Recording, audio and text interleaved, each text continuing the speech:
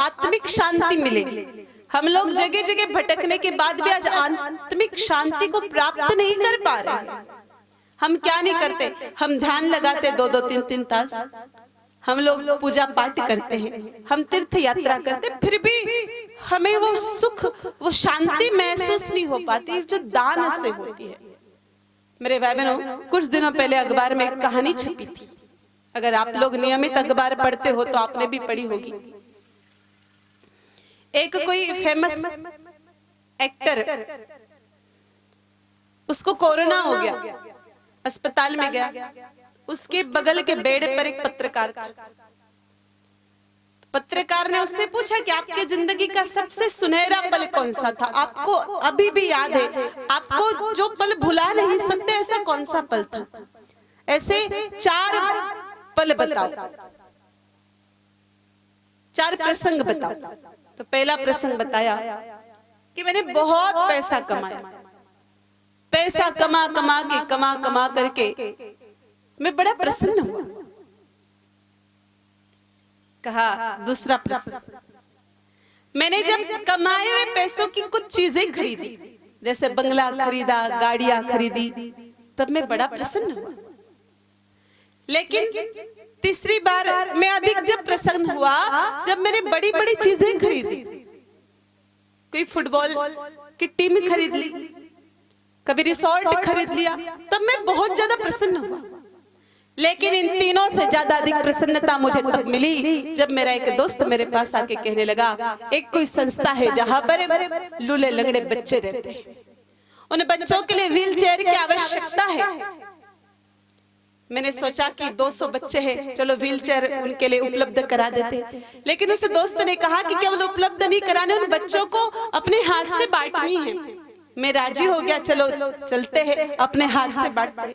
जब मैं वो व्हील चेयर देने के लिए गया तो बच्चे उस पर बैठे इतने खुश हुए, इतने खुश हुए, कुछ बच्चों की आंखों से आंसू आने लगे, इतने खुश हुए। एक बच्चा बार बार मेरे चेहरे की तरफ ही देख रहा था। मैंने उससे पूछा, बेटा तुम बार बार मेरे तरफ ऐसे क्यों देख रहे हो, गौर लगा करके मेरे पास आकर के। उस बच्चे ने कहा कि सेठ जी, मैं आपके चेहरे को मेरे भीतर डालना चाहता हूँ, आपके चेहरे को मेरे नेत्रों में बसाना चाहता हूँ, मैं आपको हमेशा के लिए याद रखना चाहता हूँ। कहा क्यों बेटा? कहा कि जब मृत्यु के बाद मैं स्वर्ग जाऊंगा और आप भी स्वर्ग आओगे तो आपके चेहरे को मैं देख करके पहचान सकूं, जान सकूं कि वही नेक बंदा है, वही परमात्मा का भेजा हुआ देवदूत है, ये वही फरिश्ता है जिसने मुझे व्हील चेयर दे करके स्वावलंबी बनाया था, आत्मनिर्भर बनाया था। और वो दिन है, मैं आज तक उसको नहीं भूल सकता कि दान देने से मुझे कितनी आत्मिक शांति मिली।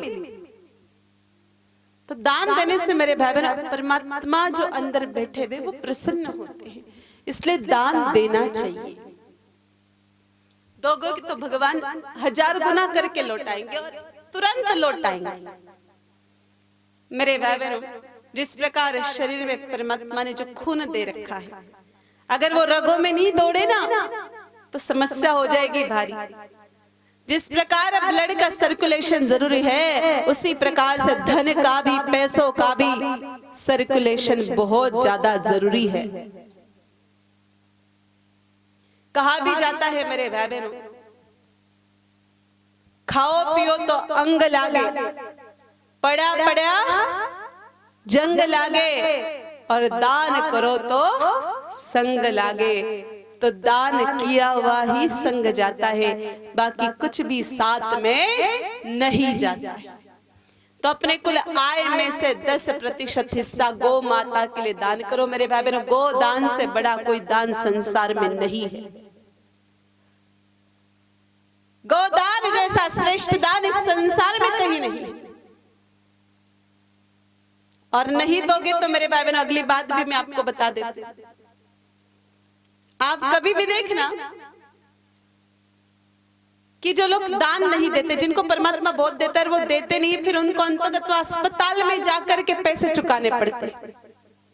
जो आदमी 10 रुपए कमा और 1 रुपया भी धर्म के लिए दे देना तो उसको कोई फर्क नहीं पड़ता, लेकिन जो करोड़ों रुपए कमा करके भी एक फुटी कौड़ी भी दान के नाम पे खर्च नहीं करते हैं, ऐसे लोगों को अंतर्गत अस्पताल में जाकर के छाती फड़वानी पड़ती, बाईपास सर्जरी करवानी पड़ती।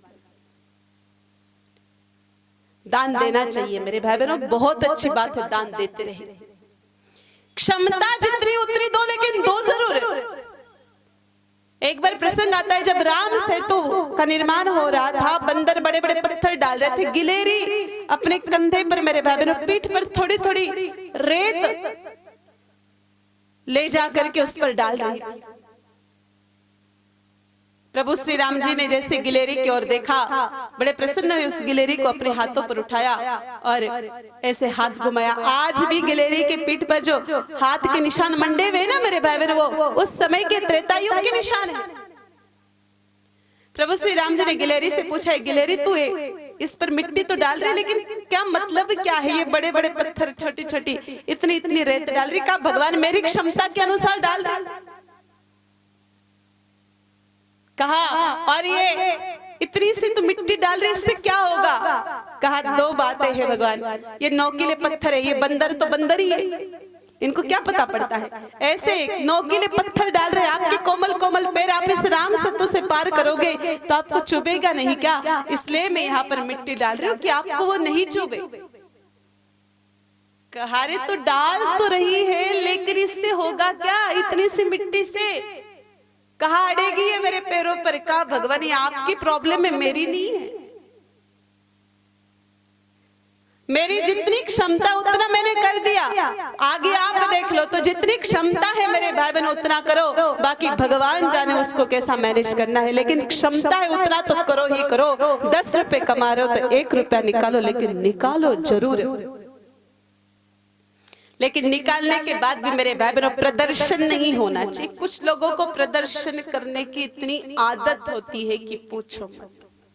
इतना दिखावा करते हैं, इतना दिखावा करते, इतना दिखावा करते हैं। अगर 100 रुपए भी देंगे ना, मान लो अगर 100 रुपए भी देंगे और समय के अभाव से पर्ची नहीं पढ़ पाएंगे या उसको थोड़ी देर बाद पढ़ना हो तो 4 बार पर्चियां भेज देते हो, और क्यों नहीं पढ़ा, क्यों नहीं पढ़ा, क्यों नहीं पढ़ा।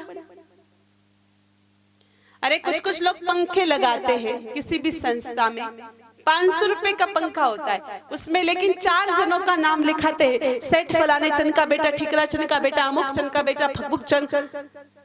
अरे भाई तेरे दादा पहले ही 84 का चक्कर काट रहा है, वापस उसको क्यों पंखे के चक्कर कटवा रहा है दादा?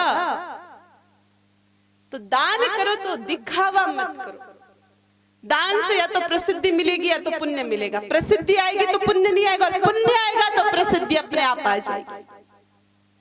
मेरे भाई बहनों राजस्थान की तो परंपरा रही, यहाँ पर ऐसे भामाशाह पैदा हुए हैं जिन्होंने अपने धन का अमूल्य हिस्सा देकर के राष्ट्र का निर्माण किया।